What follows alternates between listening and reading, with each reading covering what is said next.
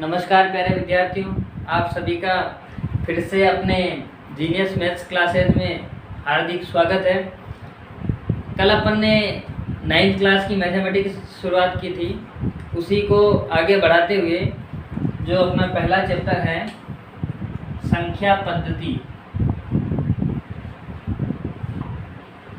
उस संख्या पद्धति में हमने कल पढ़े थे नंबर्स, यानी कि नंबर्स क्या होता है उसके बारे में हमने कल पढ़ा था संख्याएं। उस संख्याओं में हमने एक प्रकार का वर्गीकरण पढ़ा था कि संख्याएं दो प्रकार की होती है। कौन कौन सी? कि एक तो वास्तविक संख्या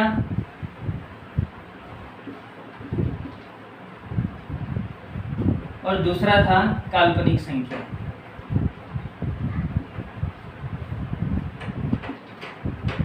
वास्तविक संख्याओं का हमने पढ़ा था कि जिन संख्याओं का मान, जिन संख्याओं की वैल्यू वास्तव में गणित में पाई जाती है उन्हें हम वास्तविक संख्या कहेंगे, और जिन संख्याओं का मान या जिनकी वैल्यू वास्तव में गणित में नहीं पाई जाती, केवल उनको माना जाता है कि इस तरह की कोई संख्या होती होगी, तो उसे हम काल्पनिक संख्या कहेंगे।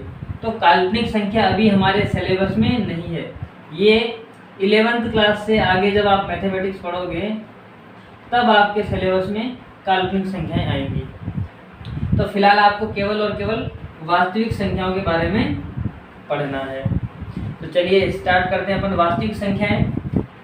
तो हमारा ये जो पूरी गणित जो है 9th और 10th तक, तो 10th तक की पूरी गणित वास्तविक संख्याओं पर ही आधारित है, और जिन्हें हम कहते हैं रियल नंबर्स। Real numbers. तो चलिए विद्यार्थियों, रियल नंबर्स के बारे में चर्चा करते हैं अपन। नॉर्मल सा तो मैंने आपको बता ही दिया कि जिन संख्याओं का वास्तव में मान गणित में पाया जाता है या जिनकी वैल्यू रियल में एग्जिस्ट करती है उन्हें हम क्या कहेंगे? रियल नंबर्स, मतलब वास्तविक संख्याएं।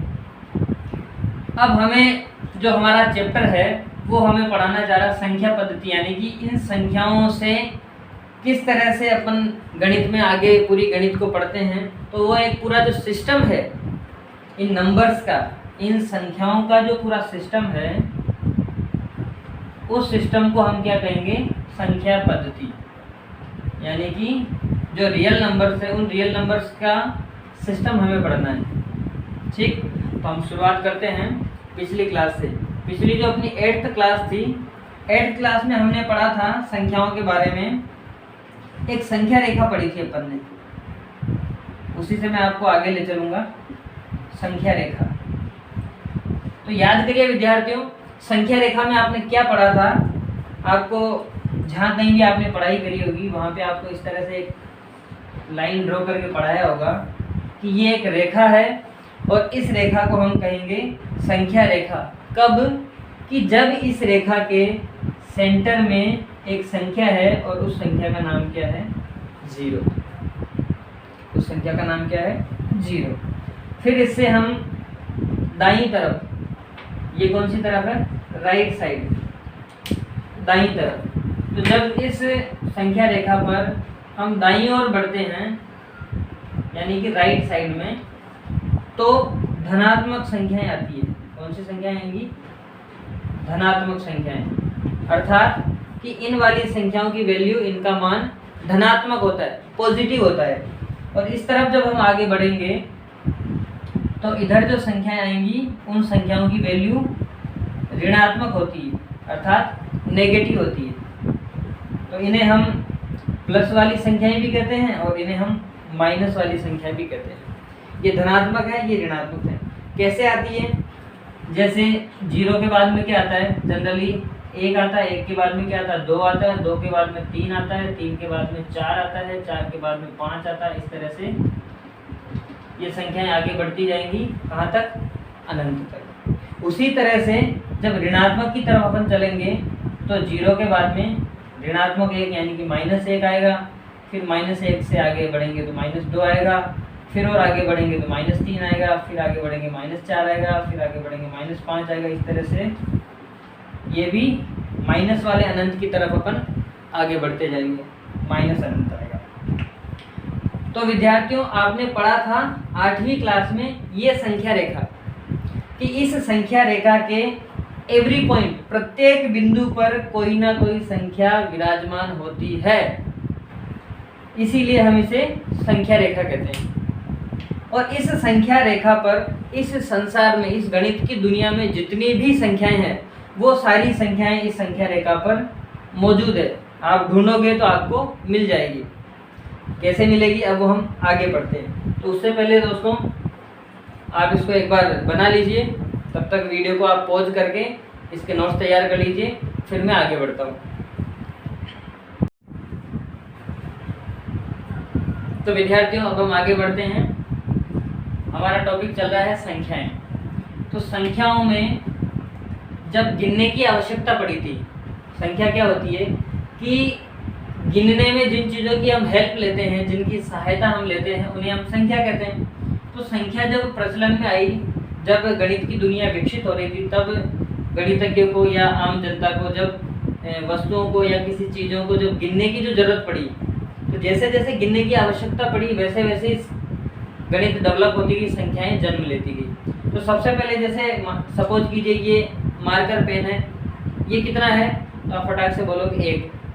तो ये कैसे पता चला, सबसे पहले कैसे डेवलप हुआ, तो लोगों के सामने जब कोई भी एक वस्तु आई होगी तो उन्होंने उसको 1 बोलना स्टार्ट कर दिया। जब वैसी 2 चीज़ें थी तो लोगों ने उसको 2 बोल दिया, फिर 3 थी तो उसको 3 बोल दिया। ऐसे करते करते 3, 4, 5 फिर धीरे धीरे शब्द प्रचलन में आने लगे। लेकिन उनको जब धरातल पर उतारने की जरूरत पड़ी, तब उस समय जो उस काल में जो गणितज्ञ थे, उन लोगों ने 1 को इस तरह से लिख दिया कि ऐसा अगर लिखा हुआ है तो उसे हम 1 बोलेंगे।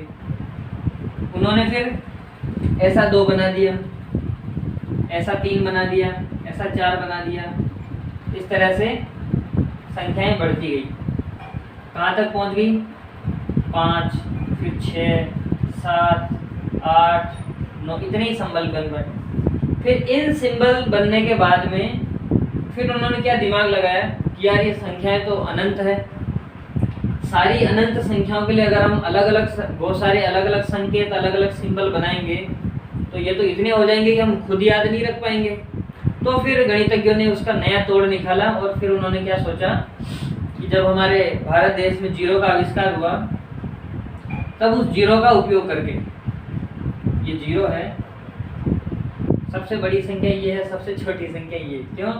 क्योंकि ये एक ऐसी संख्या जब तक ये किसी के साथ लगे नहीं तब तक उस संख्या की कोई वैल्यू नहीं रहती, और जब ये लग जाता है उसकी वैल्यू को या तो बहुत ज़्यादा बढ़ा देता है या बहुत ही ज़्यादा कम कर देता है या उसको खत्म कर देता है। तो ये ऐसा 0 है। तो जब 9 तक पहुंच गए और 9 से बाद में जब उन्होंने सोचा कि यार बहुत सारे सिंबल इकट्ठे हो जाएंगे, तो हम ऐसा करते हैं कि इन्हीं को जोड़ तोड़ करके और इन्हीं से ही संख्याओं को डेवलप करें। तो फिर किसी गणितज्ञ ने बताया होगा कि यार ऐसा करते हैं, हम इसके साथ में इसको रख देते हैं। तो इन दोनों को जब साथ में रखा तो एक नई संख्या बन गई। फिर उन्होंने कहा यार अब इसको इसी के साथ में रख देते हैं, तो फिर एक नई संख्या बन गई। कि फिर यार अब इसको इसके साथ में रख देते हैं, तो फिर नई संख्या बन गई। अब इसको इसके साथ रख देते हैं, फिर इसको रख दिया, फिर इसको रख दिया, फिर इसको, फिर इसको, फिर इसको, फिर इसको, और जैसे ये सारी खत्म हो गई तो फिर उन्होंने इसको छोड़ के इसका नंबर ले लिया और इसके साथ में वापस इसी को बिठा दिया। तो ऐसे ये संख्याएं बनती चली गई, बनती चली गई। कहाँ तक? फिर तो एक बार ट्रिक पकड़ में आनी चाहिए। जैसे ट्रिक पकड़ में आई तो फटाफट से संख्याओं का निर्माण होता चला गया। तो दोस्तों जब सबसे पहले ये जो प्रकृति थी, इस प्रकृति में ये जो संख्याएं पैदा हुई, तो ये संख्याएं उस समय कहाँ पैदा हुई थी? प्रकृति में पैदा हुई थी। इसलिए इन संख्याओं का नाम क्या रखा गया? इन्हें कहा गया प्रकृति से प्राकृत संख्याएं। प्राकृत संख्याएं आया समझ में? तो सबसे पहले गिनने में जो संख्या पद्धति बनी, उसमें सबसे पहले जिन संख्याओं का जन्म हुआ वो थी 1 से प्रारंभ होने वाली। 1, 2, 3, 4, 5, 6, 7, 8, 9, 10, 11, 12, 13, 14 इस तरह से ये अनंत तक जो संख्याएं जा रही है उन्हें हमने क्या कहा, प्राकृत संख्याएं। आगे समझ में? तो सीधी सी बात है कि प्राकृत संख्याएं क्या होती है, एक से प्रारंभ होने वाली 1, 2, 3, 4, 5, 6 के रूप में लिखने वाली अनंत तक की जो सारी संख्याएं उन्हें हम क्या कहेंगे, प्राकृत संख्या कहेंगे। ठीक है, चलिए अब देखिए इन सारी संख्याओं में जीरो सम्मिलित नहीं है। जो जीरो संख्या है ये इन प्राकृत संख्याओं में ये सम्मिलित नहीं है, अर्थात जीरो प्राकृत संख्या नहीं है। बात आगे समझ में? तो सर ये क्या है, चलिए आगे बढ़ते हैं। अगर इन सारी प्राकृत संख्याओं में ऐसा सपोज करो कि जैसे ये कोई एक विद्यार्थी है, इस विद्यार्थी के हाथ में क्या है, एक पोटली है। क्या है? एक पोटली है, और इस पोटली में क्या भरी हुई है, सारी प्राकृत संख्याएं भरी हुई है। क्या भरा हुआ है? सारी प्राकृत संख्याएं, मतलब 1 से लेकर 1, 2, 3, 4, 5, 6, 7, 8, 9, 10 से अनंत तक सारी संख्याओं को मिलाकर इस पोटली में भर दिया। ठीक, अब क्या हुआ कि ये पोटली किसकी है, प्राकृत संख्याओं की। अब हम क्या करते हैं, इस पोटली में कौन सी संख्या नहीं है, ये नहीं है। ठीक है, तो इस जीरो को भी क्या करो, उठा के इस पोटली में पटक दो। तो क्या होगा कि इस जीरो को इस पोटली में पटकने के बाद में क्या बन जाएगा, ये जो पोटली है, इस पोटली में प्राकृत संख्याएं तो पहले ही थी, प्राकृत संख्याएं तो पहले ही थी, उसी के साथ में क्या और सम्मिलित हो गया, जीरो और सम्मिलित हो गया। ठीक है, तो पहले ये जो पोटली थी ये प्राकृत संख्याओं की थी। अब इस पोटली को हम क्या नाम देंगे, ये पोटली बन जाएगी पूर्ण संख्याएं। इस पोटली का क्या नाम दे देंगे अपन, पूर्ण संख्याएं। अर्थात कि जब 1 से लेकर अनंत तक की जो संख्याएं होती है उन्हें हम प्राकृत संख्याएं कहते हैं, और यदि जीरो इनमें सम्मिलित हो जाता है तो उन संख्याओं को हम क्या कहेंगे, पूर्ण संख्याएं कहेंगे। अर्थात जीरो एक पूर्ण संख्या है, 1 पूर्ण संख्या है, 2 पूर्ण संख्या है, 3 भी पूर्ण है, 4 भी पूर्ण है, 5 भी पूर्ण है। इस तरह से ये पूर्ण संख्याएं कहलाती हैं। आगे बात समझ में? चलिए सर ये तो आ गई। चलिए अब देखिए, ये सारी संख्याएं जो अब तक चल रही थी वो क्या थी, धनात्मक थी। तो सर इनमें ऋणात्मक संख्याएं तो आई नहीं, इंतजार करो, ऋणात्मक संख्याएं अब आएंगी। ठीक है, इसी चीज को मैं एक बार आपको संख्या रेखा पे और समझा देता हूँ। कैसे कि हमारी संख्या रेखा कैसे होती है, कुछ इस तरह से, उसके बीचों बीच क्या होता है, जीरो। जीरो से जब हम एक कदम आगे बढ़ेंगे तो यहाँ पे कौन सी संख्या आएगी, 1। फिर 1 से जब हम एक कदम और आगे बढ़ेंगे तो यहाँ कौन सी संख्या आएगी, 2। जब 2 से हम एक कदम और आगे बढ़ेंगे तो यहाँ कौन सी संख्या आएगी, 3। इस तरह से हम क्या करेंगे, आगे बढ़ते जाएंगे और धीरे धीरे सारी संख्याएं आती जाएंगी। तो ये संख्याएं कहाँ तक जा रही है, अनंत तक जा रही है। अब सपोज कि अभी हम जीरो पे नहीं है, हम कहाँ हैं, 1 से हम स्टार्ट कर रहे हैं और 1 से अनंत तक ले लिया हमने। तो 1 से अनंत तक की जो संख्याएं हैं, इन संख्याओं को हम क्या नाम देंगे, प्राकृत संख्याएं। जब जीरो को भी इसमें सम्मिलित कर लिया तब हम जीरो से लेकर ये सारी प्राकृत संख्याएं, यानी कि सारी प्राकृत संख्याएं तथा जीरो, इन सभी को ही हम क्या कहते हैं, पूर्ण संख्याएं। क्या कहेंगे, पूर्ण संख्याएं। बात आ गई समझ में? चलिए अब देखिए, जब जीरो से हम संख्या रेखा पर पीछे की तरफ बढ़ते हैं, यानी कि संख्याओं के मान को कम करते जाते हैं, तो जीरो से जब हम 1 कम कर देंगे, कहने का मतलब ये हुआ कि जैसे पहले हम क्या कर रहे थे,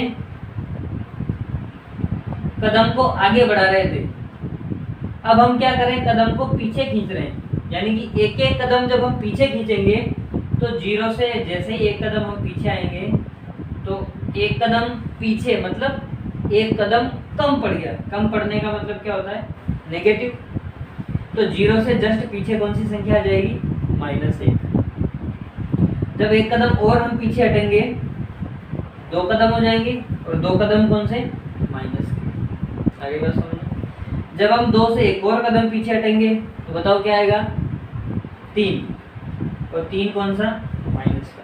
तो इस तरह से विद्यार्थियों ये कदम कम होते होते होते होते अनंत पे हम पहुंच जाएंगे। कौन सा अनंत, माइनस वाला अनंत। ठीक है, तो ये जो संख्याएं हैं -1 से लेकर अनंत तक, ये जो सारी संख्याएं हैं, इन संख्याओं को हम नाम देते हैं ऋणात्मक संख्याएं। कौन सी, ऋणात्मक संख्याएं।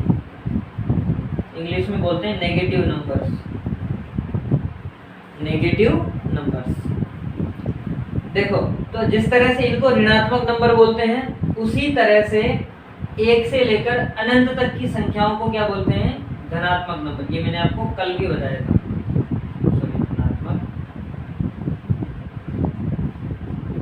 धनात्मक नंबर।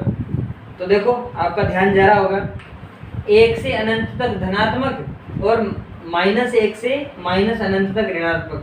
तो सर 0 कहाँ गया, तो 0 कहाँ गया बताओ। तो 0 क्या है, 0 एक ऐसी संख्या है जो ना ही धनात्मक होता है और ना ही ऋणात्मक होता है। इस वजह तो हमने पहली बार ही सुना है। तो ऐसी बहुत सारी चीज़ें अपनी क्लास में आपको सुनने को मिलेगी जो आपने पहले कभी नहीं पढ़ी होगी, या अगर पढ़ा भी होगा तो उसको आपने मनन नहीं किया होगा, आपका ध्यान नहीं गया होगा। तो वीडियो अगर आपको पसंद आ रहा है, पढ़ना आपको समझ में आ रहा है, तो इस क्लास को आप अपने और भी साथियों को शेयर करें।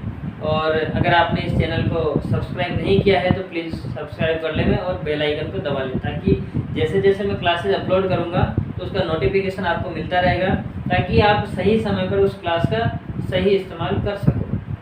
चलिए क्लास में आगे बढ़ते हैं। तो देखिए, 1 से लेकर अनंत तक जो संख्याएं हैं उन्हें हम धनात्मक संख्याएं कहते हैं, और -1 से अनंत तक जो संख्या उन्हें हम ऋणात्मक संख्याएं कहते हैं। तो 0 कहाँ गया, तो 0 कहीं नहीं गया। 0 क्या है, ना ही तो ये धनात्मक होता है और ना ही ये ऋणात्मक होता है। तो 0 का किसी तरह से कोई चिन्ह नहीं होता है। क्यों, दिमाग लगाओ, क्यों नहीं होता है। अरे भाई, 0 की कोई वैल्यू होती है क्या, 0 तो खुद 0 है, 0 का कोई मान होता ही नहीं है। यानी कि खुद से 0 का कोई मान नहीं होता है। जब ये किसी दूसरी संख्या के साथ में काम में लिया जाता है तब उस वैल्यू को परिस्थिति के हिसाब से बढ़ा या घटा सकता है, लेकिन 0 अगर खुद अकेला है तो उसका कोई वैल्यू नहीं होता है। इसलिए जब किसी संख्या का कोई वैल्यू ही नहीं है, कोई उसका मान ही नहीं है, तो फिर वो कहाँ तो धनात्मक होगा और कहाँ ऋणात्मक होगा। इसलिए 0 का कोई भी चिन्ह नहीं माना गया है। ठीक, अब आगे बढ़ते हैं। तो हमने पढ़ा कि 1 से लेकर अनंत तक की संख्याएं प्राकृत संख्याएं। जब इन प्राकृत संख्याओं में हमने 0 मिला दिया तो वो बन गई पूर्ण संख्याएं। अब देखिए, इस पोटली में जो पूर्ण संख्या वाली पोटली है, इसमें इन ऋणात्मक संख्याओं को उठाकर अगर हम इसमें पटक देते हैं, इस पोटली में इन संख्याओं को भी उठाकर अगर हम पटक देते हैं तो क्या बन जाएंगी, तब वो बन जाएंगी जब इन ऋणात्मक संख्याओं को इस पूर्ण संख्याओं में हमने मिला दिया। क्या मिला दिया, ऋणात्मक संख्याएं। जब पूर्ण संख्याओं में ये ऋणात्मक संख्याएं हम मिला देंगे तो उन सारी संख्याओं को हम बोलेंगे पूर्णांक संख्याएं। क्या बोलेंगे, पूर्णांक संख्याएं। क्या कहेंगे, पूर्णांक संख्याएं। आगे बात समझ में। तो बोर्ड भर गया है, एक बार आप इसको बना लीजिए, वीडियो को पॉज करके सारा उतार लीजिए, फिर हम आगे बढ़ते हैं।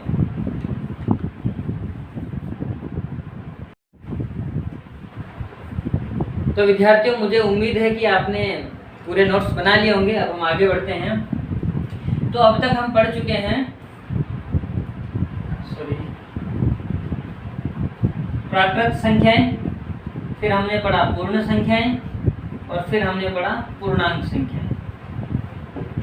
चलिए हम इसको एक बार रिवाइज कर लेते हैं। प्राकृत संख्याएं क्या होती है, 1 से प्रारंभ होती है और अनंत तक चलती है।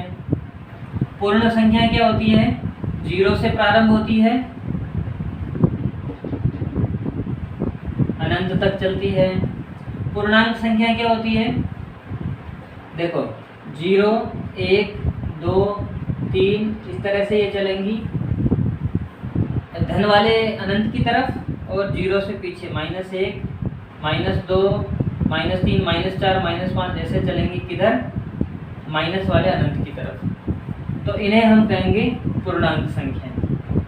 चलिए, अब आपके मन में डाउट आ रहा होगा कि सर एक प्राकृत में भी है और पूर्ण में भी है और पूर्णांक में भी है, 0 पूर्ण में भी है पूर्णांक में भी है, 3 प्राकृत में भी है पूर्ण में भी है पूर्णांक में भी है, तो फिर किसको कब क्या बोलेंगे? तो घबराने की बिल्कुल जरूरत नहीं है। देखिए, जैसे मैंने एक लिया, तो मैं आपसे पूछूं, बताओ एक कौन सी संख्या है? एक स्टूडेंट ने बोला कि सर ये तो प्राकृत संख्या है। बिल्कुल सही, प्राकृत संख्या है। दूसरा स्टूडेंट बोला नहीं नहीं सर ये तो पूर्ण संख्या है। मैंने बोला बिल्कुल ये पूर्ण संख्या भी है।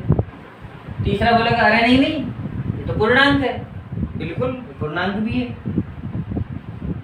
तो क्या समझ में आया कि जो एक है वो प्राकृत भी है, पूर्ण भी है और पूर्णांक भी है, यानी कि एक को तीनों में ही रखा जाएगा। लेकिन ध्यान देना, अगर 0 है तो 0 प्राकृत संख्या नहीं है, पूर्ण संख्या बिल्कुल है, पूर्णांक संख्या बिल्कुल है। क्या बात समझ में? ठीक है। ऐसे मैं एक एग्जांपल ले लेता हूं, जैसे कि -2। कितना? -2। ये तो आप फटाक से बता दो, अरे सर ये तो देखो प्राकृत में नहीं है, यानी कि प्राकृत नहीं है। ये तो पूर्ण में भी नहीं है, यानी कि पूर्ण भी नहीं है। ये तो पूर्णांक में है। तो -2 कौन सी संख्या हो गई? केवल और केवल पूर्णांक संख्या बोलेंगे उसको। आगे बात समझ में? ठीक है। अगर किसी भी विद्यार्थी को किसी तरह का कोई डाउट हो तो आप कमेंट सेक्शन में जरूर लिखें, ताकि अगले दिन की क्लास में उन कमेंट्स को मैं पढ़ के और उनके बारे में आपको डाउट आपके में क्लियर कर सकूं। तो चलिए आगे बढ़ते हैं। आप इसको एक बार नोट डाउन कर लीजिए। तो आपने नोट डाउन कर लिया होगा। देखिए, हमने प्राकृत पढ़ ली, पूर्ण पढ़ ली, पूर्णांक पढ़ ली। अब इसके बाद में संख्याएं आती है परिमेय संख्याएं।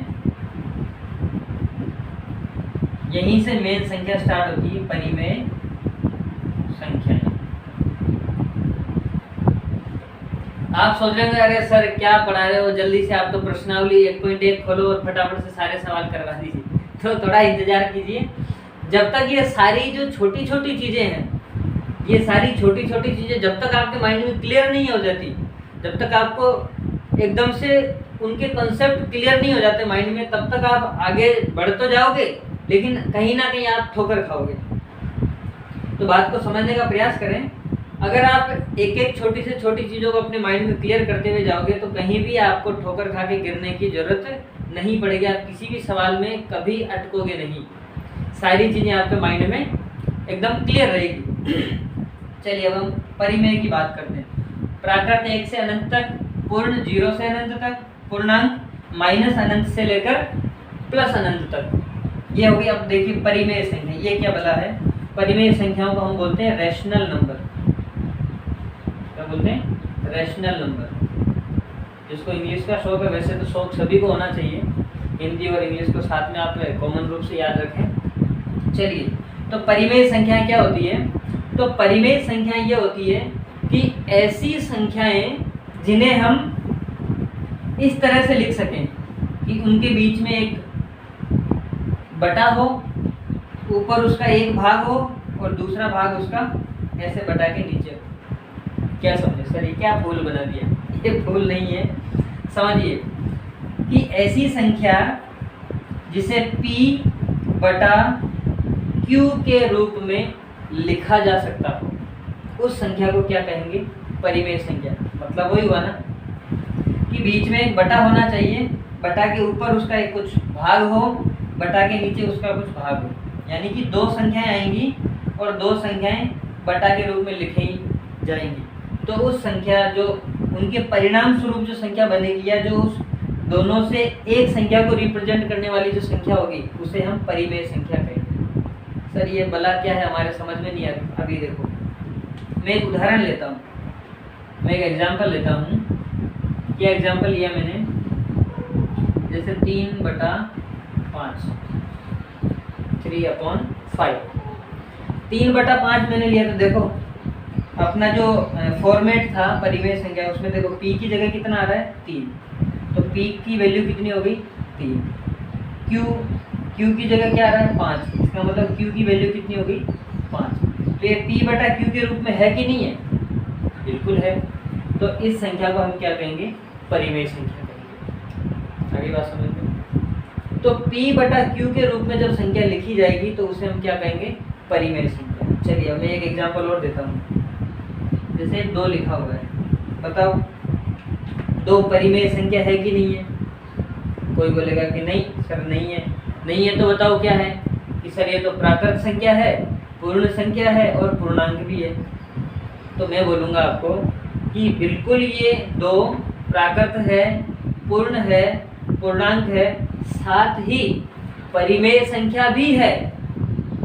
वो कैसे, तो देखो इधर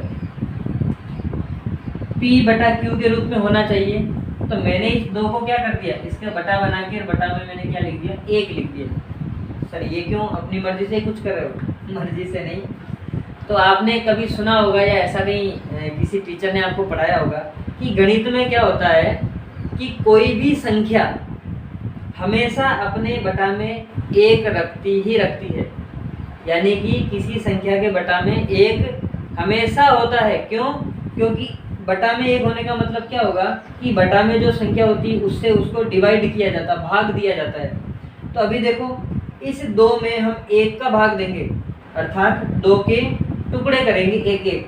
तो 1-1 टुकड़े करेंगे 2 के, तो कितने टुकड़े बनेंगे, 2 टुकड़े बनेंगे। यानी कि 1 का जब भाग 2 में देंगे तो 2 ही आएगा, इसका मतलब वापस से 2 ही बन जाएगा। तो 1 का भाग देने से कुछ फर्क पड़ा क्या, कोई फर्क नहीं पड़ा। इसलिए किसी भी संख्या के बटा में 1 हमेशा होता है। जब इस 2 के बटा में भी अगर 1 है तो बन गया ना p/q। तो देखो p की जगह कितना हो गया 2, q की जगह कितना हो गया 1, हो गया ना p/q। बस तो बन गई ना परिमेय संख्या। इस तरह से इस संख्या को हम परिमेय संख्या बोलेंगे। तो अब सोचो कि जितनी भी प्राकृत संख्याएं हैं, ध्यान से सुनना, जितनी भी प्राकृत संख्याएं हैं वो सारी संख्याएं परिमेय संख्याएं बनेंगी। बनेंगी कि नहीं बनेंगी, बिल्कुल बनेंगी। क्यों, क्योंकि जैसे देखो ये 1 है, 1 के बटा में 1 तो है ही से, 2 है तो 2 के बटा में भी 1 है, अभी हमने पढ़ा।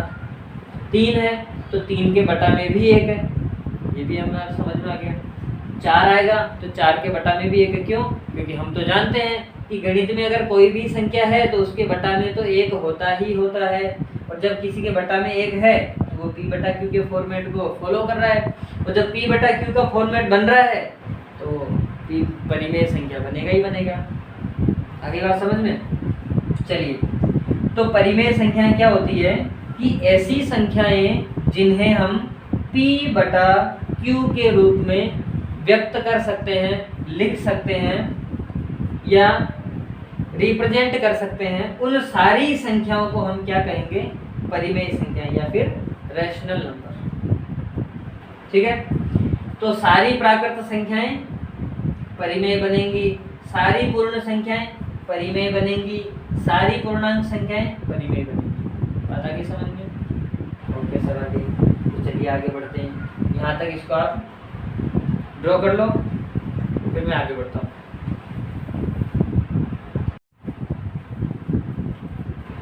तो हम पढ़ रहे थे परिमेय संख्याएं, जिसमें हमने पढ़ा था कि जिन संख्याओं को p/q के रूप में निरूपित किया जा सकता है उन्हें हम क्या कहेंगे, परिमेय संख्याएं कहेंगे।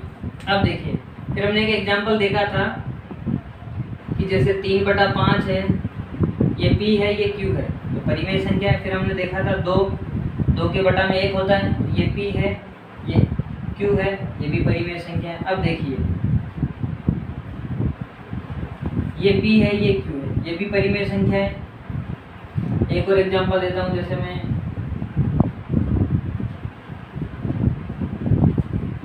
ये P है, ये Q है, ये भी परिमेय संख्या है।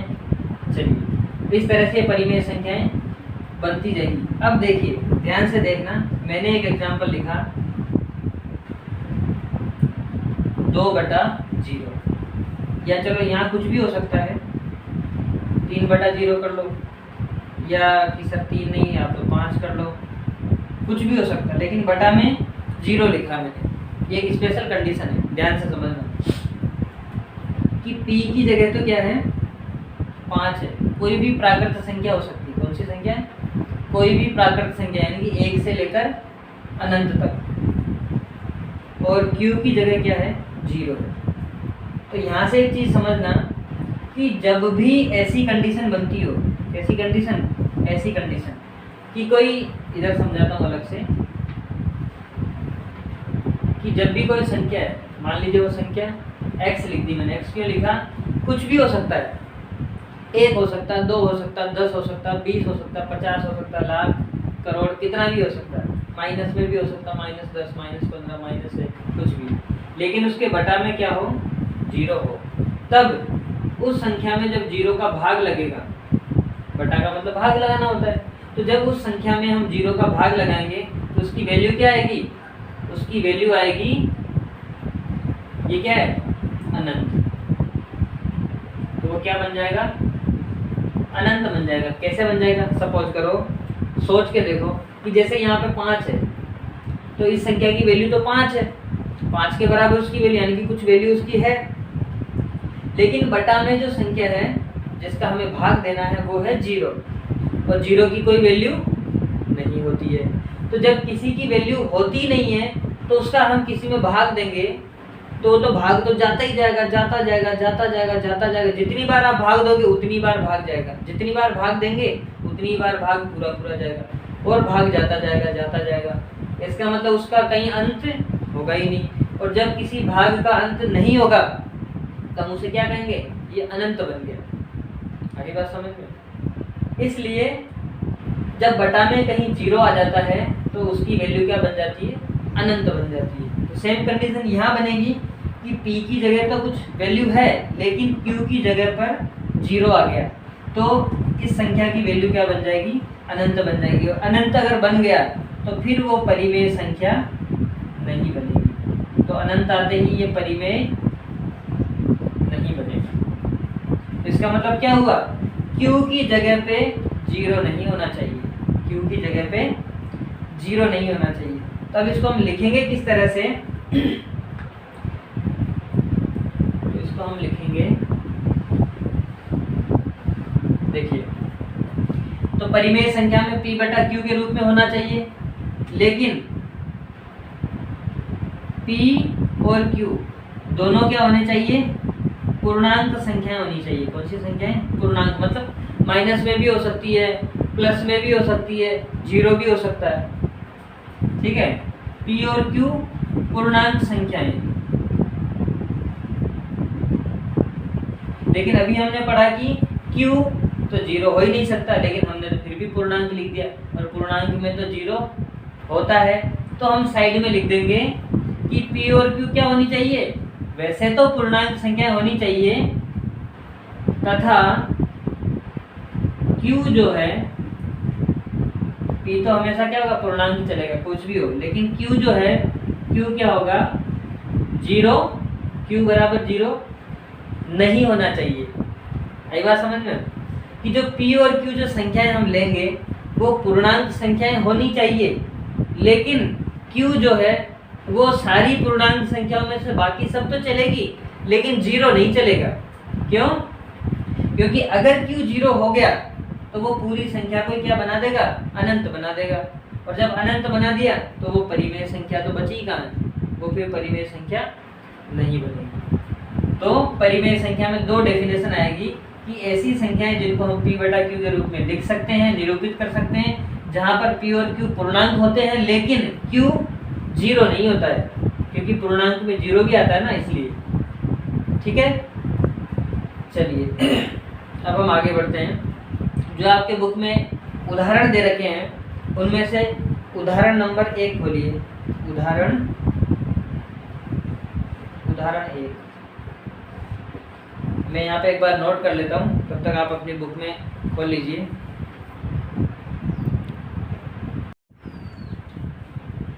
देखिए पेज नंबर 4 पे जो उदाहरण 1 दे रखा है उसे मैंने नोट कर लिया है, आप अपनी बुक में देखिए। सत्य अथवा असत्य पहचानना है। क्या पहचानना? कि ये जो कथन लिखे हुए हैं ये कथन सत्य हैं या असत्य, मतलब ये ट्रू है या फॉल्स है, सही है या गलत है, वो हमें पहचानना है। चलिए पहला देखिए, प्रत्येक पूर्ण संख्या एक प्राकृत संख्या होती है। प्रत्येक पूर्ण संख्या एक प्राकृत संख्या होती है। पूर्ण संख्या हमने क्या पढ़ा था? पूर्ण संख्या क्या होता है कि 0 से स्टार्ट होगी और कहाँ तक चलेगी? अनंत तक चलेगी। तो ये कथन ये कह रहा है कि प्रत्येक पूर्ण संख्या, प्रत्येक मतलब ये सारी, कि ये सारी संख्याएं एक प्राकृत संख्या है। ये सारी प्राकृत है क्या? सारी नहीं है। देखो इधर से देखते हैं, अनंत तक की सारी संख्याएं बिल्कुल प्राकृत है, 2 भी है, 1 भी है, लेकिन 0 नहीं है। क्यों? क्योंकि 0 तो क्या है? पूर्ण संख्या है, पूर्णांक संख्या है और परिमेय संख्या है। 0 प्राकृत नहीं है, इसलिए प्रत्येक पूर्ण संख्या एक प्राकृत संख्या नहीं होती है।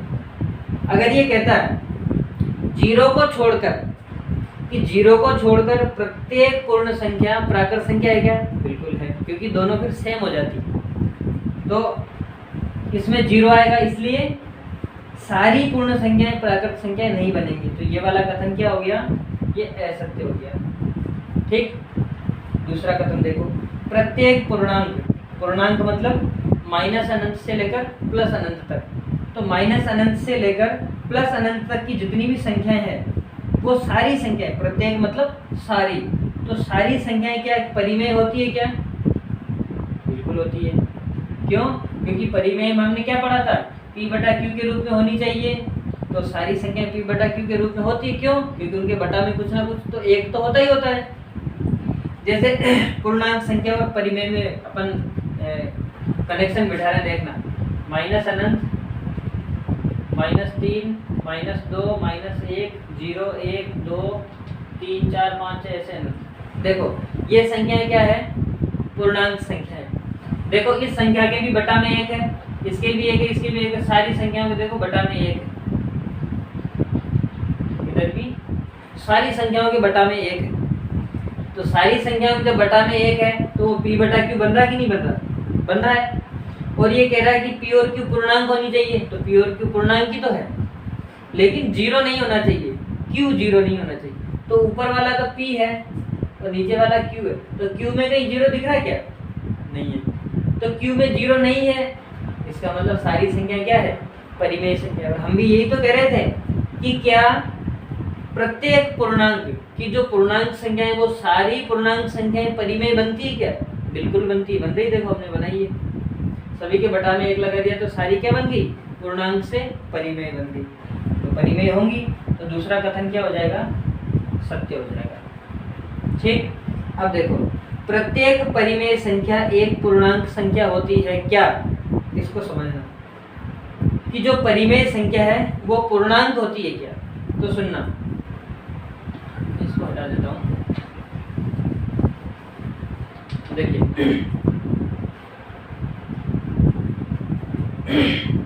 परिमेय संख्या क्या होगी? P बटा Q के रूप में होगी, है ना। और P और Q क्या हो जाएगा? दोनों P और Q ये दोनों क्या बनेंगे? पूर्णांक होने चाहिए। ठीक है।